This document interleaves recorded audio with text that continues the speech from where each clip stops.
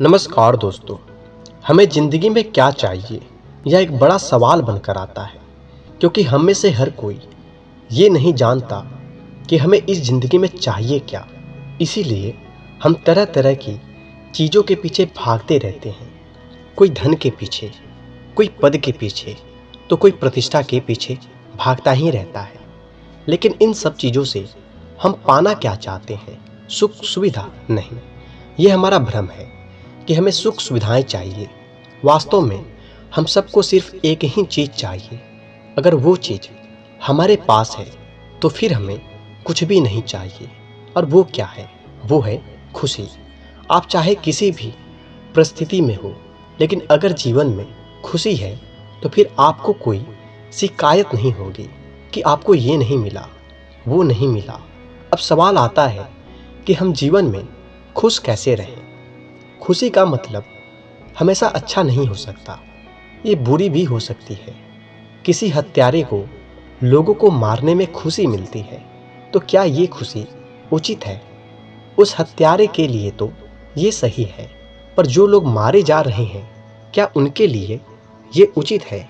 इसीलिए हमेशा खुशी का मतलब अच्छे से नहीं होता। कुछ लोगों को बुराई में खुशी मिलती है। तो दोस्तों, आपको अपने जीवन में खुशी कैसे मिलेगी, इसके लिए इस कहानी को पूरे मन से सुनना। एक व्यक्ति का जीवन निराशा से भरा हुआ था। खुशी तो जैसे उसके पास थी ही नहीं। अपनी खुशी को ढूंढने के लिए उसने कई यात्राएं की, पर कहीं से भी उसे कोई खुशी नहीं मिली। एक दिन वो अपने आप से कह रहा था कि वह धरती पर बोझ है, वह किसी काम का नहीं है, वह कुछ कर ही नहीं सकता। उसने बेकार ही धरती पर जन्म ले लिया, अब तो उसे मर ही जाना चाहिए। उसके द्वारा कही गई बातों को वहीं पास बैठे एक गुरु सुन रहे थे। गुरु उसके पास आए और उससे कहा, क्या तुम कुछ ढूंढ रहे हो जो तुम्हें नहीं मिला? व्यक्ति ने कहा, हाँ, खुशी ढूंढ रहा हूँ। मेरे जीवन में खुशी नहीं है। क्या बता सकते हैं ये कहाँ मिलती है? गुरु ने कहा, हाँ, बता सकता हूँ। खुशी मेरे पास ही है, तुम चाहो तो इसे ले सकते हो। व्यक्ति ने कहा कि आप कुछ ऐसा मंत्र, कोई जादू या टोना टोटका कुछ भी ऐसा दे सकते हैं जिससे मेरे जीवन में खुशियाँ आ जाए। गुरु ने कहा, हाँ, दे सकता हूँ, पर इसके लिए तुम्हें जो मैं कहूँ वो करना होगा। व्यक्ति तैयार हो गया। गुरु उसे अपने साथ अपने आश्रम ले आए और कहा, जब तक मैं ना कहूँ तुम यहाँ से कहीं नहीं जाओगे और कोई सवाल नहीं करोगे। वह व्यक्ति तैयार हो गया और वह इंतजार करने लगा कि गुरु कोई मंत्र या कोई जादू उसको देंगे। पर गुरु ने पूरे दिन उससे कुछ नहीं कहा और ना ही कुछ दिया। उसने सोचा शायद रात में देंगे, पर रात भी निकल गई। अगली सुबह हो गई, पर गुरु ने खुशी के बारे में कोई बात नहीं की। 3 दिन भी निकल गए, गुरु ने कुछ भी नहीं कहा। आखिरकार व्यक्ति का सब्र टूट गया और उसने गुरु से कहा, 3 दिन हो गए हैं और आपने मुझे ना तो कुछ बताया है, ना ही कुछ दिया है। आपने कहा था कि खुशी मिलेगी, कहाँ है खुशी? गुरु ने कहा, अरे, तुम्हें अभी तक खुशी नहीं मिली, यहाँ तो चारों ओर खुशियाँ ही बिखरी पड़ी हैं। व्यक्ति ने कहा, कहाँ है, जरा दिखाए तो मुझे। गुरु ने कहा, इससे पहले कि मैं तुम्हें खुशियों से मिलवाऊँ, तुम्हें मेरा एक काम करना होगा। वहाँ बाहर एक बैलगाड़ी खड़ी है, उस बैलगाड़ी में कुछ अनाज लदा है, उसे दूसरे गांव में पहुंचाना है। मैं भी तुम्हारे साथ ही चलूँगा। व्यक्ति ने कहा, ठीक है, पर आज मुझे खुशियों का मंत्र चाहिए ही। मैं और ज़्यादा दिन यहाँ नहीं रुकने वाला। गुरु ने कहा, वो सब देखा जाएगा, पहले चलते हैं। गुरु बैलगाड़ी में बैठ गए और उस व्यक्ति ने बैलगाड़ी को हाँकना शुरू किया। बैलगाड़ी ठीक से नहीं चल पा रही थी। उसने गुरु से कहा, गुरुदेव, बैल कुछ ठीक नहीं लग रहा, कमज़ोर सा लग रहा है, ये ठीक से नहीं चल पा रहा है। गुरु ने कहा, अरे नहीं, मेरी किस्मत ही खराब है। जिस रास्ते से जाता हूँ वो रास्ता ही खराब हो जाता है। बैल तो सही है, रास्ता ही खराब है। व्यक्ति ने कहा, नहीं, बैल कमज़ोर है, ये ठीक से नहीं चल पा रहा, रास्ता तो बिल्कुल सही है। गुरु ने कहा, बैल सही है, रास्ता खराब है, इसलिए तुम रास्ता बदल लो। व्यक्ति ने रास्ता बदल लिया, पर परिस्थिति अभी भी वही की वही थी। व्यक्ति ने कहा, गुरुदेव, मैं कह रहा हूँ ना, बैल कमज़ोर है, वह ठीक से चल ही नहीं पा रहा। गुरु ने कहा, अच्छा ठीक है, अगर तुमको बैल में ही दिक्कत लग रही है तो मैं बैल बदल लेता हूँ, पर यह रास्ते की ही दिक्कत है, बैल की नहीं। गुरु दूसरा बैल ले आए और बैलगाड़ी में लगा दिया। व्यक्ति ने फिर से बैलगाड़ी को हाँका। ये बैल ताकतवर था, इसलिए बैलगाड़ी को लेकर चल दिया, लेकिन बैलगाड़ी अभी भी सही से नहीं चल पा रही थी। व्यक्ति ने कहा, गुरुदेव, लगता है बैलगाड़ी पर ज़्यादा वजन लदा हुआ है, हमें वजन कम करना होगा। गुरु ने कहा, वजन वगैरह सब ठीक है, ये रास्ता ही खराब है, लेकिन चलो, अगर तुम कहते ही हो तो एक बोरा नीचे गिरा देता हूँ। गुरु ने अनाज का एक बोरा नीचे गिरा दिया, लेकिन अभी भी बैलगाड़ी सही नहीं चल रही थी। व्यक्ति ने कहा, गुरुदेव, कुछ और वजन कम करना होगा। गुरु ने दूसरा बोरा भी नीचे गिरा दिया। इतना सब कुछ करने के बावजूद भी स्थिति जस की तस बनी हुई थी। बैलगाड़ी अभी भी सही नहीं चल रही थी। ऐसे करते करते सारे बोरे एक एक करके नीचे गिरा दिए गए। व्यक्ति ने कहा, बैलगाड़ी तो अभी भी सही नहीं चल रही है। गुरु ने कहा, अरे मैं कह रहा हूँ ना, पर तुम मानते नहीं हो, ये रास्ते ही बेकार हैं। व्यक्ति ने कहा, गुरुदेव, इस गाड़ी के पहियों के धुरी में शायद कुछ कमी लग रही है, पहिए समान रूप से नहीं चल रहे। गुरु ने कहा, मैंने कहा था ना, मेरी किस्मत ही खराब है। जो भी रास्ता मैं चुनता हूँ सारे के सारे खराब ही मिलते हैं। व्यक्ति ने कहा, गुरुदेव, आप समझ क्यों नहीं रहे?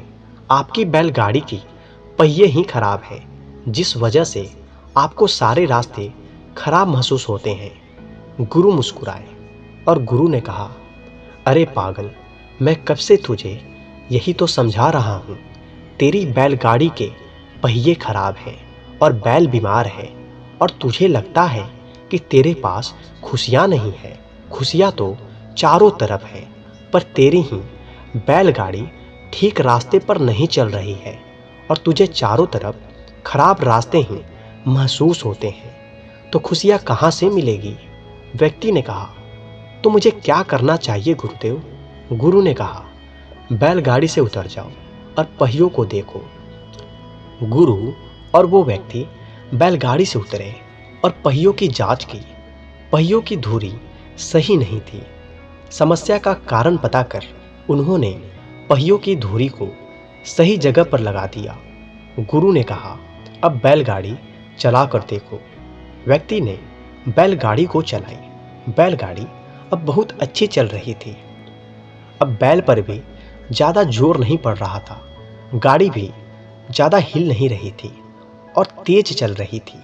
व्यक्ति ने कहा, गुरुदेव, मज़ा आ गया, अब बैलगाड़ी बिल्कुल सही चल रही है। गुरु ने कहा, यही तो खुशी है, जब सब कुछ ठीक चल रहा हो। अपनी बैलगाड़ी को सुधारो, रास्ते तो सही हैं। व्यक्ति ने कहा, गुरुदेव, कुछ और समझाइए। गुरु ने कहा, बैलगाड़ी यानी तुम, बैल यानी तुम्हारा मन, बैलगाड़ी की पहिए यानी तुम्हारा शरीर, बैलगाड़ी जिस पर वजन लदा हुआ है यानी तुम्हारा दिमाग, इनमें से कुछ भी खराब होगा तो तुम्हें कभी खुशी नहीं मिलेगी।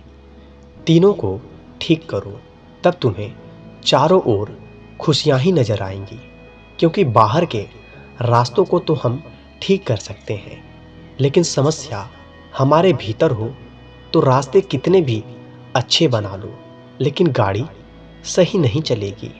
व्यक्ति ने कहा, गुरुदेव, मैं आपकी बात समझ गया। वास्तव में मेरे अंदर के हालात ठीक नहीं है, इसी वजह से मुझे खुशी नहीं मिलती। यह समझाने के लिए आपका बहुत धन्यवाद। हमारे जीवन में भी ऐसा ही होता है। हमारा बैल यानी हमारा मन कभी किसी एक पर रुकता ही नहीं। उसके पास जो है उसे छोड़कर वो सभी तरफ भागता है, और जो हमारे पास है ही नहीं उसमें खुशी कैसे मिलेगी। और जिसमें खुशी मिल सकती है, जो हमारे पास है, उसे मन देखना ही नहीं चाहता। ऐसे ही भागने दौड़ने की वजह से हमारा मन बीमार रहता है। हमारे पहिए यानी हमारा शरीर स्वस्थ ना हो तो खुशी मिल ही नहीं सकती। इसलिए शरीर को स्वस्थ रखना आवश्यक है। बैल अगर स्वस्थ है यानी मन अगर स्वस्थ है तो वो खराब पहियों के साथ भी गाड़ी को खींच सकता है और मंजिल पर पहुंचा सकता है। यानी बीमार शरीर को स्वस्थ मन खींच सकता है। बैलगाड़ी यानी दिमाग, जिस पर वजन लदा रहता है। अगर बैलगाड़ी पर ज़रूरत से अधिक वजन लदा होगा तो ना उसे बैल खींच पाएंगे और ना ही पहिए आगे बढ़ पाएंगे। हो सकता है पहिए टूटकर गिर जाएं, बैल लड़खड़ाकर जमीन पर गिर पड़े। इसलिए दिमाग पर ज़्यादा वजन नहीं होना चाहिए। और दिमाग पर ज़्यादा वजन होता किस चीज़ का है?